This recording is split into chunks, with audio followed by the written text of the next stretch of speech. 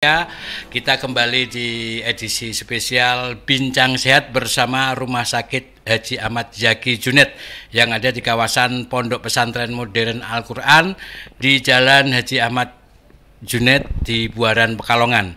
Dan tema kita kali ini, kawan Rasika, ada tema kita deteksi dini gangguan bahasa dan bicara pada anak. Kita bersama narasumber kita Ibu Deta Sulistianingsih AMD TW. Ya, TW itu tadi apa? Terapi wicara. Terapi Pak. wicara. Okay. Dan kawan Rasika, layanan terapi wicara ini tiap hari Senin sampai dengan Jumat, mulai jam 2 siang sampai selesai. Iya. Dan Rumah Sakit Haji Ahmad Zaki Junet ini menerima pasien BPJS PBI atau non PBI, kemudian BPJS Ketenagakerjaan, jasa raharja dan asuransi kesehatan lainnya. Ya, kawan Rasika, kita biasanya orang tua itu kadang was-was mengamati, mencermati tumbuh kembang anak, terutama ketika anak kok lu belum bisa ngomong, belum bisa jalan, kan kadang orang tua cemas, yang lain kok udah bisa jalannya malah lebih cepat, kadang ada yang 1,5 tahun belum bisa, terus bicara juga belum. Nah, ini kan membuat orang tua biasanya was-was, terutama bicara, karena yang menggemaskan dari anak kecil tuh bicara, ngomong cerewet, mama bisa ngomong, mama aja udah lega, papa. Nah, itu memang harus menjadi perhatian kita, karena gangguan berbicara dan berbahasa itu dalam bahasa kedokteran disebut itu, Mbak, ya, apasia. Iya, tapi itu untuk dewasa, Pak. Untuk dewasa. Oh, gangguan bicara untuk dewasa itu apasia. Tergantung sih, Pak, bahasa bicara kan ada 2 ya. Jadi misal bahasa sendiri, bicara sendiri, tapi kalau untuk yang apasia itu tadi, itu tuh untuk diagnosa dewasa. Untuk diagnosa dewasa, ya. Dan kondisi di mana anak apasia itu kondisi di mana anak tidak mempunyai kemampuan dalam berbahasa akibat dari kerusakan otak, benar, Mbak? Kan kayak yang stroke, pembuluh darah, kayak gitu. Dan kemampuan dalam berbahasa yang dimaksud itu meliputi berbicara, menulis, mengarang serta membaca. Iya. Waduh, ini harus teliti juga nih orang tua itu, ya. Dan kita biasanya mengetahui kayak itu di usia berapa? Jadi, agar orang tua itu bisa mendeteksi secara dini. Ada kan memang durung wayahe, memang ada yang lambat, ada yang cepat. Padahal butuh penanganan khusus. Sebelum masuk pada topik, izinkan saya perkenalan dulu. Oh, tadi belum? Belum. Maksudnya saya yang sendiri yang perkenalan. Oh, iya. Namanya saya tuh Deta Sulistianingsih. Artinya? Wah, yang kasih nama Bapak. Biasanya orang tua ngasih nama tuh penuh harapan loh, ya. Betul. Dan kita biasanya tahu kayak saya Jamil, artinya bagus, dan kenyataannya bagus, alhamdulillah. Alhamdulillah, ya. Makasih. Sami-sami. Kalau Deta Sulistianingsih, orang tua mesti memberitahu lah. Wah, saya nggak tahu, Pak. Nggak tahu. Nggak tahu. Nomor telepon papa berapa ya? Mau di WA apa di telepon? Ya, silakan. Sebelum masuk di topik menarik ini, instansi saya di sini. Kalau siang praktek siangnya di Rumah Sakit HA Zaki Junet. Itu terus kan dibagi beberapa macam tuh, Pak, untuk bahasa sama perkembangan bahasa sama perkembangan bicara sendiri gitu. Sebelum masuk ke perkembangan bahasa dan perkembangan bicara, untuk profesi saya sendiri itu kan kalau orang awam lihat, loh, TW terapi bicara paling ngajarin ngomong tok gitu kan. Iya, kayak orang gitu. Awam gitulah. Iya, terkadang Mbak kerjaannya apa gitu, ngertinya perawat, ngertinya fisioterapi, kayak gitu. Sedangkan saya kan masuknya di rehabilitasi medik gitu. Lah, untuk anak-anak sendiri yang belum mampu pada perkembangan bahasa dan bicara, kita kan juga harus mempunyai milestone atau perkembangan itu tadi. Kalau perkembangan kan biasanya skill ya yang harus kita miliki gitu. Atau milestone atau urutan perkembangan pada anak gitu, Pak, istilahnya. Tapi kalau bahasa itu kan dibagi jadi 2. Bahasa reseptif sama bahasa ekspresif. Bahasa apa? Reseptif sama bahasa ekspresif. Reseptif? Sama ekspresif. Kalau reseptif sendiri itu cara mengekspresikan pikiran. Jadi kayak nunjuk, nonverbal.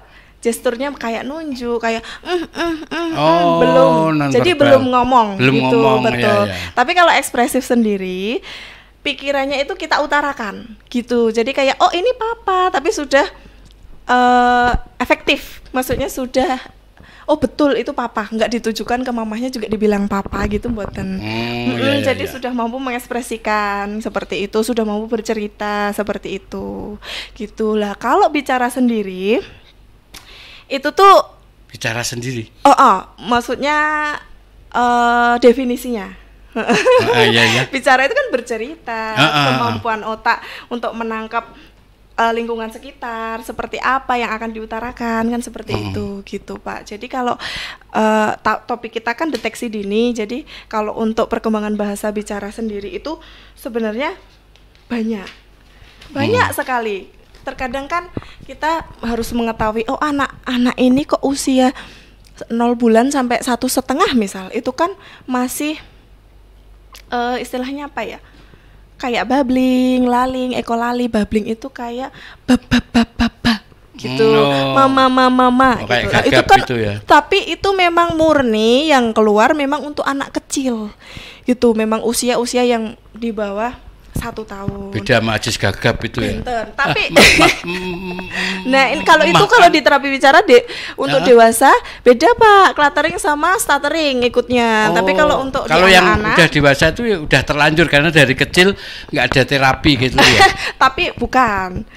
Bisa tiba-tiba pas dewasa gitu. Betul, bisa tiba-tiba, bisa jadi karena mungkin serangan stroke juga. Oh iya stroke gitu. ya. Terus afasia juga. Biasanya ada penyertanya. Stroke pun juga harus dibagi beberapa macam gitu, kayak misal stroke-nya kok sampai nggak bisa ngomong, itu nanti ada diagnosanya sendiri. Ada yang stroke tapi masih mampu, kayak misal minta tolong ambilkan minum gitu, itu masih mampu Pak. Tapi ada juga yang stroke bisanya cuma gitu lah, itu sendiri-sendiri gitu.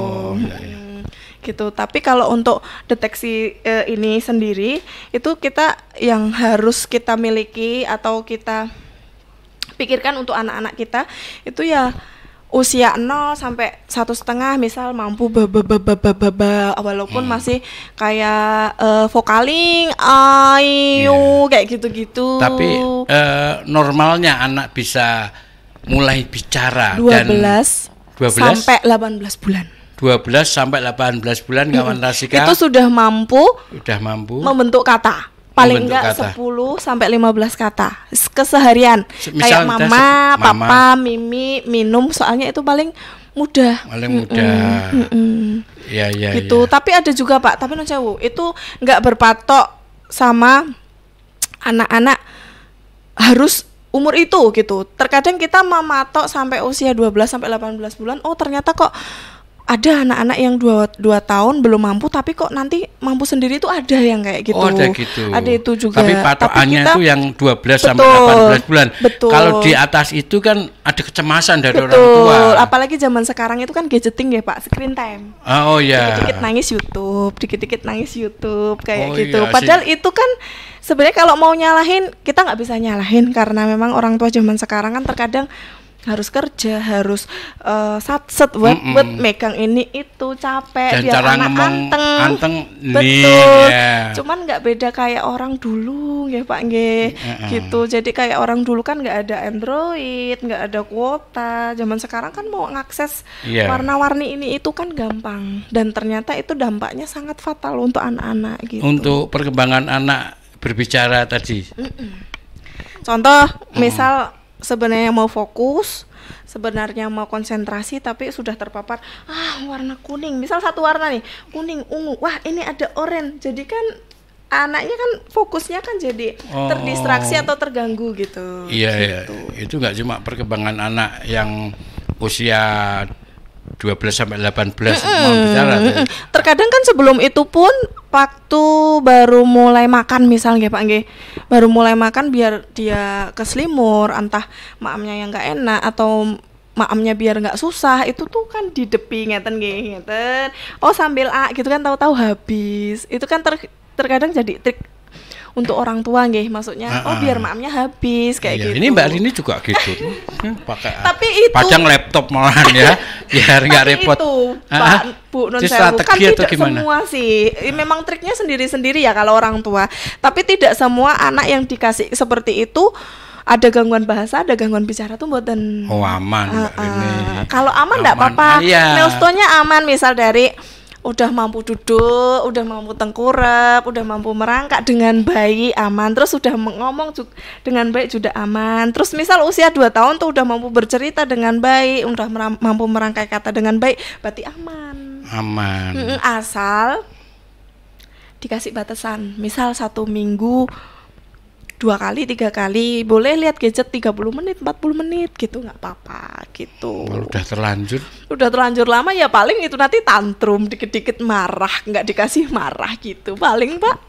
Mesti saya sama anak saya itu bertengkar terus. Ayo, gitu udah ya. 1 jam.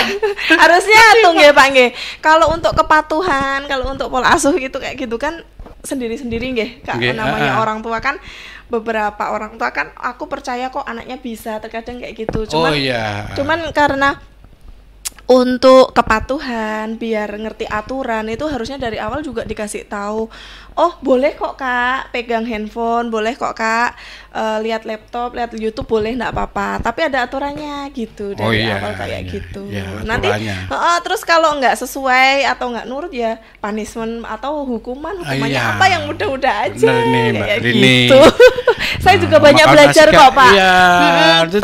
Dua-duanya harus sama ya. Saya nggak bolehkan, Eci memperbolehkan. Betul, jadi A sama B memang harus sama, harus konsisten. Gara-gara kamu aku bertengkar sama ibu, malah curhat. Curhat Bu. Tapi banyak yang gitu kenyataannya kan.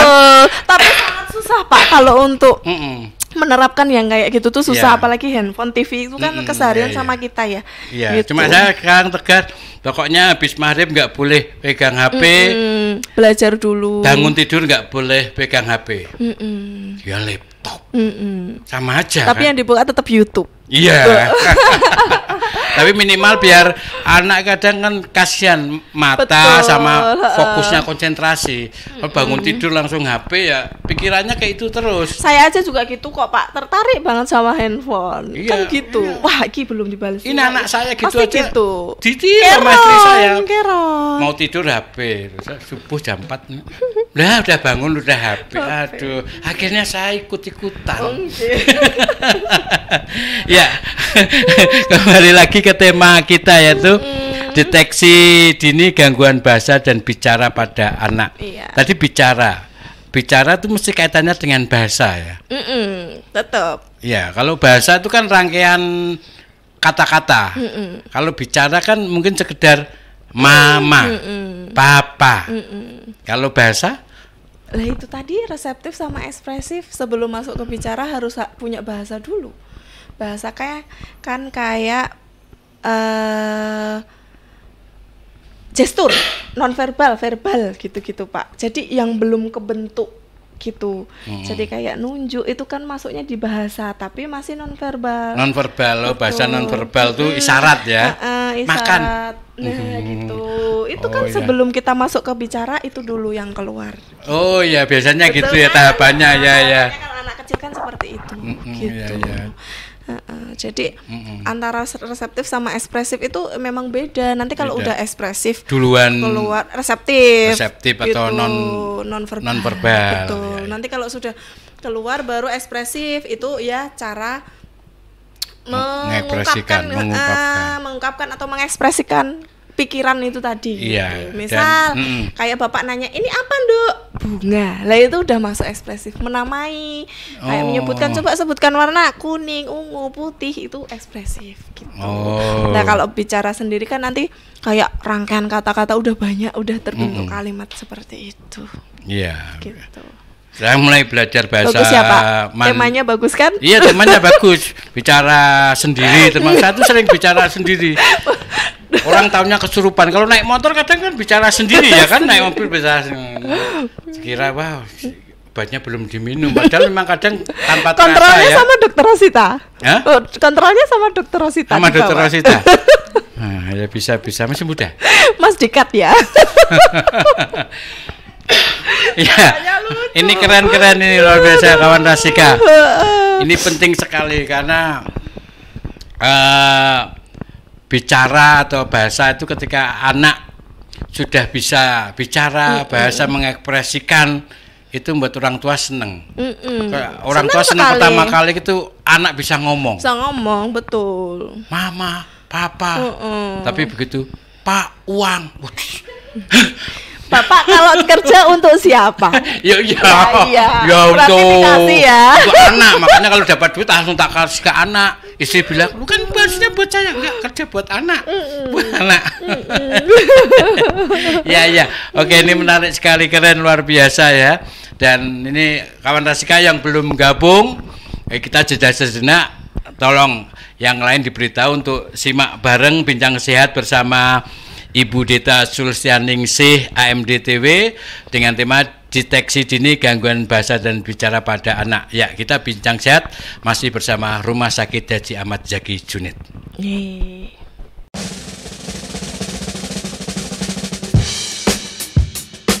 Radio Rasika Pekalongan adalah stasiun radio terdepan yang menawarkan sesuatu berbeda dengan keeksklusifan dan konsistennya dalam memunculkan informasi terkini beserta hiburan yang seimbang.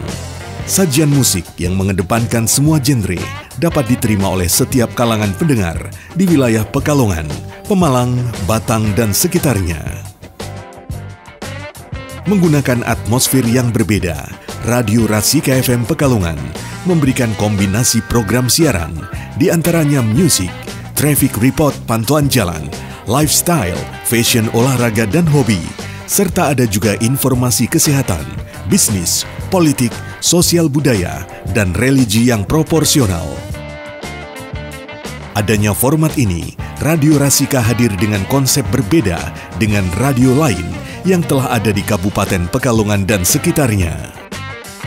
Kunjungi juga radio online kami di www.rasikapekalongan.com. Melalui situs kami, Anda bisa mendengarkan radio streaming, TV Rasika, dan kabar Rasika secara online. Melalui tagline untuk kita semua, Radio Rasika FM memberikan perhatian lebih kepada pendengar yang peduli dengan gaya hidup sehat, informatif, dan membangun, serta semua program siaran berdasarkan kebutuhan pendengar untuk usia 19 sampai dengan 45 tahun, disertai narasumber yang memiliki kapabilitas baik di bidangnya. Rasika FM Pekalongan, untuk kita semua.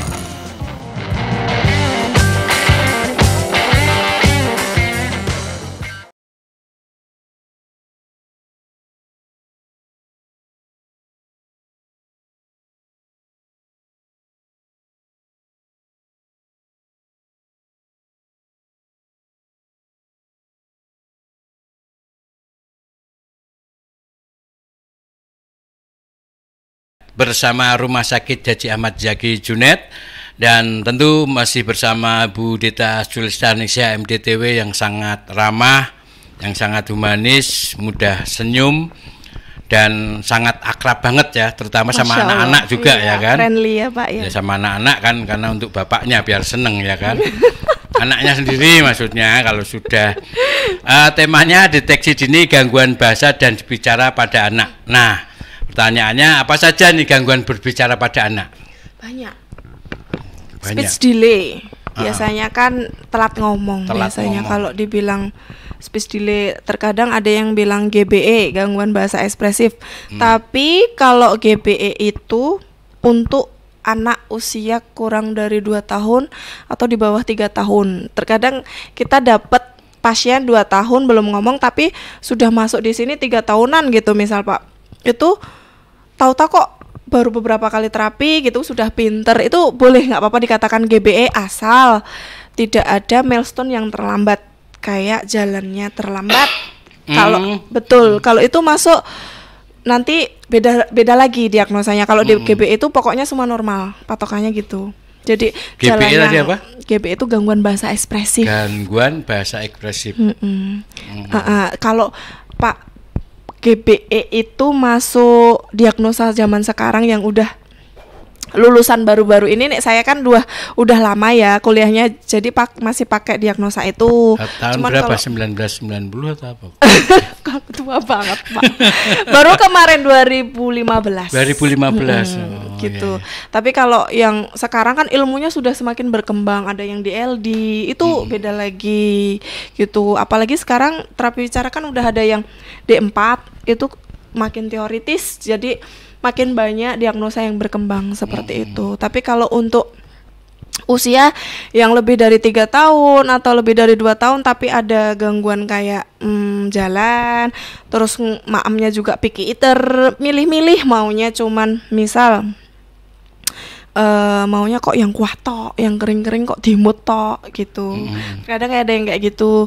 Itu sudah masuk di kadang disability intelektual. Jadi udah di bawah rata-rata gitu. Tapi itu biasanya yang usia 6 tahun, 5 tahun tapi kok belum mampu ngomong seperti itu. Tapi kalau sudah yang masuk di diagnosa disability intelektual atau DI, ya memang harus masuk di rehabilitasi medik. Pun itu yang GB aja boleh, nggak apa-apa masuk di rehab medik, cuman kan biasanya untuk beberapa kali treatment udah mampu, ya udah cool, nanti kita tinggal tes IQ misal sama psikolog seperti itu. Oh kok anaknya sudah bagus gitu. Kalau di rumah sakit Haji Ahmad Zaki Junet ini kan ada layanan terapi bicara. Kita di bagian mana itu kalau mau itu masuknya di tumbuh kembang anak. Di tumbuh kembang anak. Lalu misalnya kita datang ke rumah sakit Haji Ahmad Zaki Junet, namanya klinik, klinik tumbuh kembang anak. Iya. Oh, jadi kawan Rasika klinik tumbuh kembang anak, kawan Rasika bisa menuju ke situ kalau lagi berada di rumah sakit Haji Ahmad Zaki Junet, kaitannya dengan konsultasi terapi wicara ya kan, tiap Senin sampai Jumat. Betul. Jamnya jam berapa, Mbak? Kita beda-beda ya Pak. Kalau terapi bicaranya ada 3. Ada yang pagi, ada yang siang sampai malam. Malamnya sampai jam 7 gitu. Kalau pagi nanti ada TW-nya kan ada 3. Jadi ada sendiri-sendiri. Jadi mulai jam berapa? Kalau jamnya itu dari jam 8. Jam 8. Atau jam 9 sampai jam 7 malam. Sampai jam 7 malam. Jadi kawan Aska bisa di jam itu, di jam berapa selone datang langsung, karena ketika Anda, putra-putri Anda ada gangguan bahasa dan bicara di atas sekitar usia 12 sampai 18 bulan, belum mampu. Ini Anda harus patut dicurigai. Cemas karena anak itu kan aset ya. Betul. Anak itu ya nggak bisa ditukar dengan apa-apa. Nggak ada namanya juga bekas anak, nggak ada ya kan. Anak itu harta yang paling berharga. Kakinya numpuk bareng. Iya. Bapak ini ya. Mbak sengaja ya kakinya kan gini aku. Coba aku jatuhin pulpen ini. Iya. Ya, ini namanya terapi wicara lupa Bapak ngomongnya ya memang harus banyak ya kan. Betul, capek Pak tapi. Tapi di rumah nggak sering ngomong kan sama. Banyak ngomong. Tetap banyak ngomong. Iya, apalagi kan perempuan kan kayaknya kodratnya ngomel ya. Iya. Ngomel ya, bahasa halusnya nyanyi. Ya, istri saya itu seneng hobinya nyanyi. Kalau pulang rumah nggak bawa duit nyanyi ya. Itu kan sama aja kan, ngomel. Iya. Tadi gangguan bicara pada anak apa aja tadi Mbak? Bisa diulang? Banyak gangguan bicara pada anak. Banyak diantaranya. GBE. Yang sering. Diagnosanya disability intelektual. Terus disability intelektual itu dalam bentuk apa? Iya itu tadi keterlambatan tadi. Terlambatan ngomong. Ada hearing impairment itu dengan istilahnya apa ya, kelainan gangguan dengar. Jadi kayak kelainan gangguan dengar, seperti itu. Gitu. Tapi dengan catatan kalau kelainan gangguan dengar itu udah misal tes BERA, tes yang memang belum ada di Pekalongan kayak ke konsultasinya harus ke Semarang seperti itu gitu. Tapi terkadang kan juga ada yang nggak mampu kayak gitu, jadi nggak pakai ABD kayak gitu, itu jadi suatu gangguan bahasa dan bicara itu tadi. Terus gitu. itu ada nggak tanda bahaya gangguan bicara atau bahasa pada anak? Ada. Apa itu? Tanda bahayanya banyak. Ini ada 5 episode kayaknya kita, udah mulai itu ya Pak, londot ya, apa ya istilahnya? Iya. Kayak untuk interaksi dua orang sama orang jadi terganggu. Gitu. Kan nggak mampu ngomong, ditanyain Ade namanya siapa gitu, belum ngerti kayak gitu. Bahayanya. Terus kan untuk nilai akademisnya nanti kalau untuk sekolah juga, untuk non sewu dalam tanda kutip, apa bisa sekolah normal seperti itu. Gitu. Gangguan kan bicara itu bukan ada berarti gangguan yang lain seperti itu. Karena orang ini anaknya pendiam, padahal gangguan bicara, ya kan? Betul. Dikiranya pendiam. Ada orang tapi saya kenalan sama cewek pendiam, Mbak. Mbak namanya siapa? Pendiam gitu. Terus nggak taunya, saya kan kaget, tak pikir pendiam. Iya pendiam tuh. Ya. Terus saya Jamil. Sekilas kayak Afgan, Mbak ya. Afgan Marib. Iya, deteksi dini gangguan bicara atau bahasa pada anak ini memang ini bukan ada faktor keturunan nggak, Nyon Sewu? Misalnya kayak orang tuanya Nyon Sewu tunawicara. Betul. Itu ada. Kan juga berpengaruh juga. Tapi kalau anaknya nggak ada gangguan apa namanya? Dengar. Itu normal-normal aja Pak, cuman kalau itu kan jadi stimulasinya jadi kurang. Orang tuanya misal kayak bapaknya atau mamahnya cara berkomunikasi gitu. Masa iya keseharian anak dari dia mampu guling-guling, terus mampu duduk, mampu mulai ngomong, ngajarinya itu terus kan yang apa yang dilihat anak akhirnya yang keluar itu gitu. Ya cara dia berkomunikasi, cara dia minta sesuatu ya pasti seperti berarti itu. Berarti anak harus disapeh sama ibunya. Sama ibu yang nek perlu biar sama mbahnya aja gitu. Oh gitu. Iya. Bener ya. Soalnya kan kalau iya kasihan juga ya kan. Lingkungan sekitar itu pengaruhnya sangat besar Pak. Bahkan sampai 60-90%. Iya. Dari rumah udah baik-baik aja nih misal. Kayak orang nakal seperti itu loh, kita baik-baik aja tapi ya, kalau sudah keluar gitu kan kita kan nggak baik-baik tahu aja. gitu loh Pak. Ya gitu. Terus. Jadi kalau untuk keturunan itu sebenarnya persentasenya sedikit. Tapi kalau untuk gangguan pendengaran lo ya. Tapi kalau untuk yang lain, yaitu tadi kalau selama nggak ada gangguan penyerta yang lain, ya nggak apa-apa. Gitu, nggak ada masalah. Jadi ya itu pengaruhnya tadi ketika orang tuanya Nyun Sewu tunawicara, anaknya ada artinya potensi sehat, potensi bisa berkembang, bisa bicara dan juga bahasa itu ya kan. Tapi karena orang tuanya tunawicara itu bisa mempengaruhi. Jadi harus dipisahkan. Stimulasi. Iya betul, harus distimulasi. Stimulasi ya bukan paling dipisahkan lah, orang tua dipisahkan kan nggak mau, melaske banget. Paling nggak eyangnya kalau apa simbahnya lebih baik gitu. Biar nggak, maksudnya untuk stimulasi kesehariannya juga nggak ikut gestur gitu. Biar keluar untuk ekspresif sama bicaranya gitu. Ya ini penting banget ini kawan Rasika. Kadang kalau kita nggak menjaga anak kita biar bisa tumbuh berkembang dengan baik dalam bahasa dan bicara, nanti repot ya kan. Dan kita mau interaksi sama orang kan pakainya bahasa sama bicara gitu. Pernah nggak menjumpai ada pasien yang mungkin tidak bisa disembuhkan? Banyak gitu lagi Pak. Saya mau gitu dalam hati.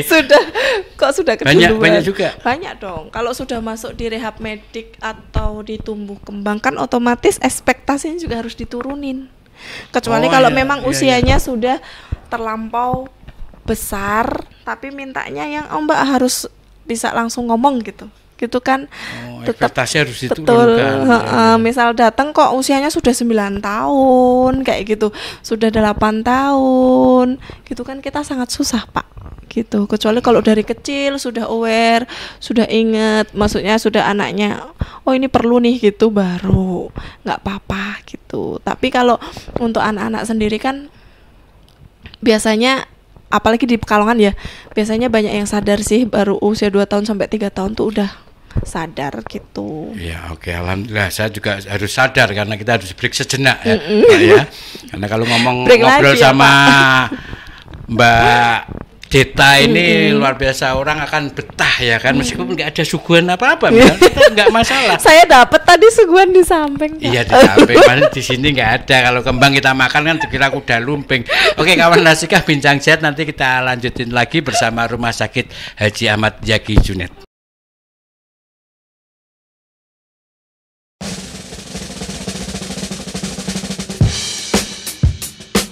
Radio Rasika Pekalongan adalah stasiun radio terdepan yang menawarkan sesuatu berbeda dengan keeksklusifan dan konsistennya dalam memunculkan informasi terkini beserta hiburan yang seimbang. Sajian musik yang mengedepankan semua genre dapat diterima oleh setiap kalangan pendengar di wilayah Pekalongan, Pemalang, Batang, dan sekitarnya. Menggunakan atmosfer yang berbeda, Radio Rasika FM Pekalongan memberikan kombinasi program siaran, di antaranya musik, traffic report pantauan jalan, lifestyle, fashion olahraga dan hobi, serta ada juga informasi kesehatan, bisnis, politik, sosial budaya, dan religi yang proporsional. Adanya format ini, Radio Rasika hadir dengan konsep berbeda dengan radio lain yang telah ada di Kabupaten Pekalongan dan sekitarnya. Kunjungi juga radio online kami di www.rasikapekalongan.com. Melalui situs kami, Anda bisa mendengarkan radio streaming, TV Rasika, dan kabar Rasika secara online. Melalui tagline untuk kita semua, Radio Rasika FM memberikan perhatian lebih kepada pendengar yang peduli dengan gaya hidup sehat, informatif, dan membangun, serta semua program siaran berdasarkan kebutuhan pendengar untuk usia 19 sampai dengan 45 tahun, disertai narasumber yang memiliki kapabilitas baik di bidangnya. Rasika FM Pekalongan, untuk kita semua.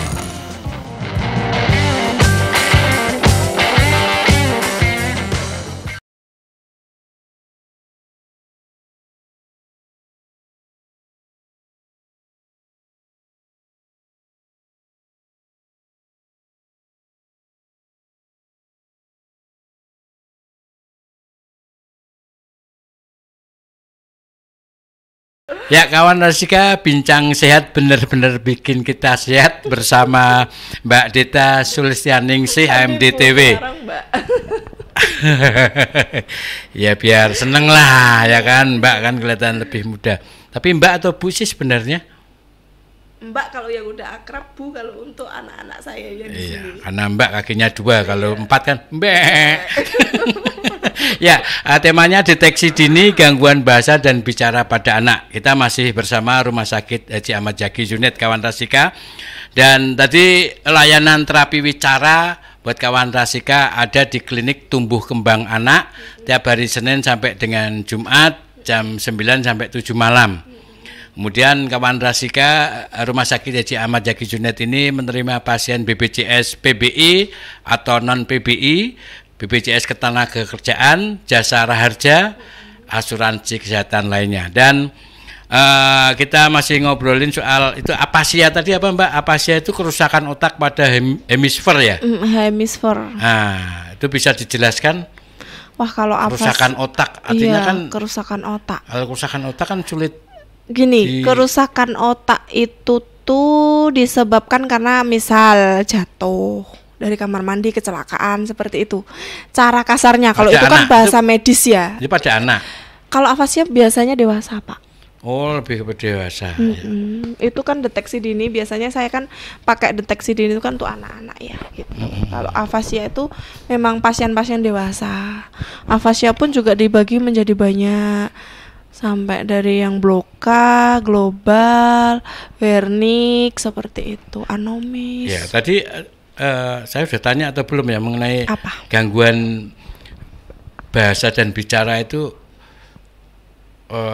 karena faktor keturunan atau karena faktor stimulan atau gimana? Sudah nanya. Sudah nanya. Tapi kawan nasi kan kadang ada yang baru gabung. Oh iya lupa ya Pak. Bisa dijelaskan, saya kan bisa ngeles. Tadi sudah nanya. Tapi kawan nasi kan baru gabung perlu dijelasin. Kalau untuk gangguan bahasa dan bicara dengan faktor keturunan itu persentasenya dikit. Tapi kalau untuk stimulan itu memang tinggi sekali. Gitu kan nggak mungkin kayak usia dari 0 bulan apalagi golden age kalau nggak salah, kalau usia keemasan anak itu loh Pak, itu kan dimulai dari 0 bulan sampai 2 tahun sampai 3 tahun, pokoknya 1000 hari pertama kehidupan. Gitu. Jadi kayak misal seumpama stimulasinya kurang ya bakal ada keterlambatan. Tapi kalau mboten ya nggak apa-apa gitu. Ya, termasuk dalam ada juga yang ya, betul. Mulai usia golden mas itu. Golden itu juga. Golden Mbak, karena sama Mbak ya kan. Kalau Mbaknya ngomong sama saya golden mas. Iya, ya. Saya mau ngomong apa, tanya apa tadi sampai lupa. Jamilnya lucu. Sampai lupa tadi saya ngomong apa sih? Dan tak tahu saya. Tolong diingetin. Ya. Golden age. Ya. Usia emas, Mbak. Usia golden, emas.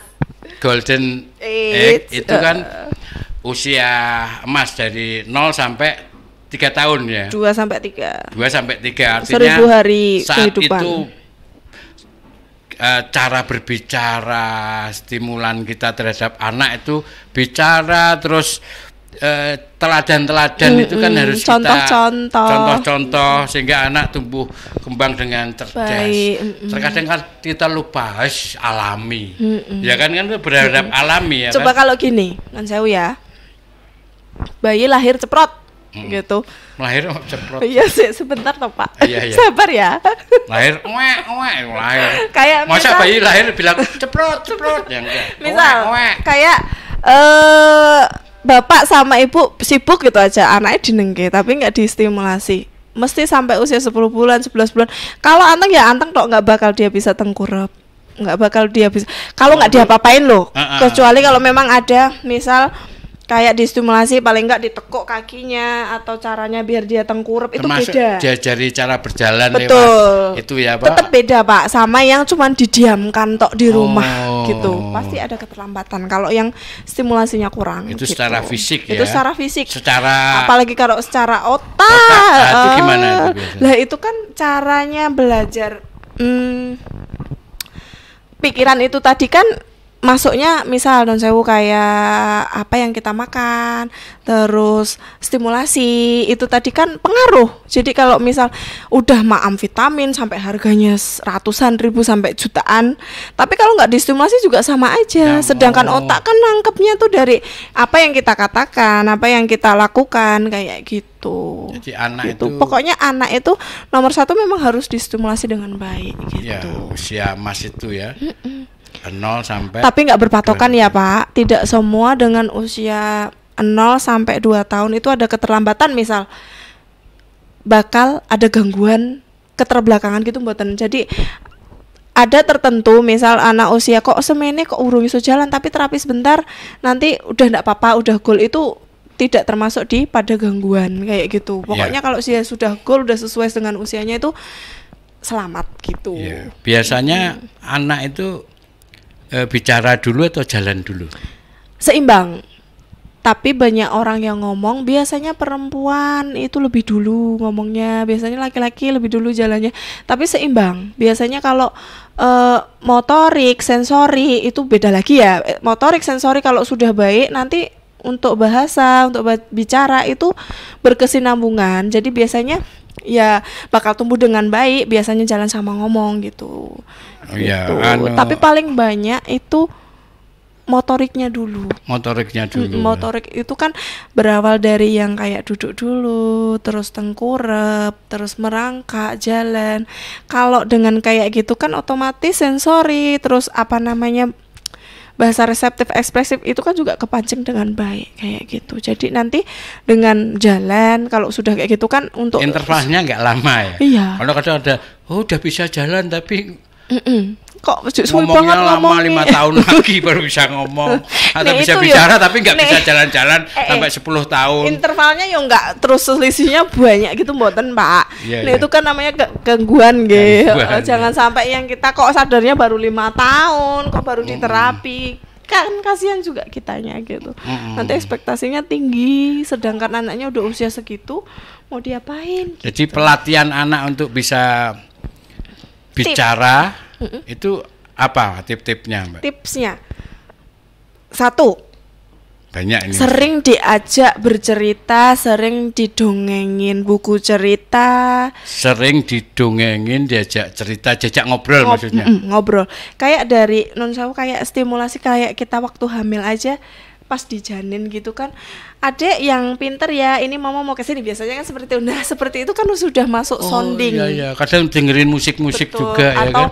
Murotal kayak gitu kan memang anaknya kan Murotal paham. itu apa Mbak? Murotal itu yang ngaji-ngaji. Ngaji-ngaji, murotal. Nih musik-musik nanti dangdutan. Jadi ku mau royal. Kan gitu. Terus sering diajak bernyanyi. Bernyanyi satu-satu gitu-gitu. Aku Terus sayang kamu. Sayang itu. Maaf lupa loh Mbak. Terus apa lagi ya Pak?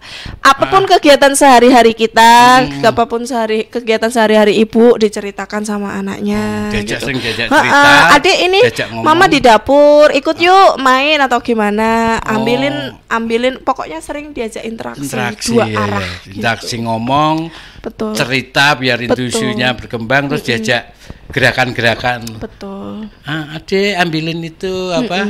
Wajan dong, gitu. Terus ambilin susunya, ambilin ember, ayo ke pasar, kayak Sarimin pergi ke pasar. Ya itu karena stimulasi itu kayak itu ya, iya. Diajak bicara, cerita, betul. Terus diajak melakukan gerakan-gerakan. Terus apa lagi? Itu aja cukup. Oh, berarti nggak banyak ya? Nggak banyak. Ya oke. Ternyata udah cukup kawan Rasika dan sudah cukup jelas buat kita kawan Rasika agar kita selalu memperhatikan tumbuh kembang anak sesuai dengan tema kita, deteksi dini gangguan bahasa dan bicara pada anak. Jadi kalau ada anak Anda usia 12 sampai 18 bulan belum bisa ngomong atau bicara, kawan Rasika bisa konsultasi ke Rumah Sakit Haji Ahmad Zaki Junet lewat klinik tumbuh kembang anak. Nanti ada layanan terapi bicara tiap hari Senin sampai dengan Jumat jam 9 sampai jam 7 malam. Nambahin boleh? Iya, silakan. Closing statement ya silakan. Sama anak itu non sewu, jangan dikit-dikit dimanjain. Jangan dikit-dikit minta apa dikit gitu tok baru kayak gitu udah diambilin. Seperti itu. Jangan dikit-dikit harus jadi kayak bosi. Jadi anaknya malah yang ngebosnya, kita yang dikit-dikit dikasih gitu. Biar dia ada usaha dulu. Kayak misal mau bunga, mau mangkok. Paling enggak kita harus ada stimulasi seperti itu dulu Pak gitu. Paling enggak dia umi dulu apa gimana baru kita kasih. Mau ini. Kalau dia iya atau baru dia bilang baru dikasih. Jangan anak kalau sampai nangis beker-beker tantrum gitu. Ya enggak apa-apa, Bang. Itu suatu bentuk ekspresifnya dia kalau dia tuh mau itu gitu. Iya, jangan cuma iki dikasih. Beda Pak nanti sama yang bunga ya kan. Misalnya salah ngambil dia bunga diambilin sepatu kan beda. Gitu. Nanti kan ngamuk ya. Dulu, ya. Gitu. Ya, ada lagi? Ya itu aja cukup. Terima kasih Mbak Deta untuk bincang-bincangnya yang bikin sehat. Namanya aja bincang sehat ya. Dan kawan Rasika, dengan demikian berakhir sudah bincang sehat kita bersama Rumah Sakit Haji Ahmad Zaki Junet dengan tema deteksi dini gangguan bahasa dan bicara pada anak. Terima kasih untuk kebersamaannya. Lain waktu kita bisa ketemu lagi. Wassalamualaikum warahmatullahi wabarakatuh.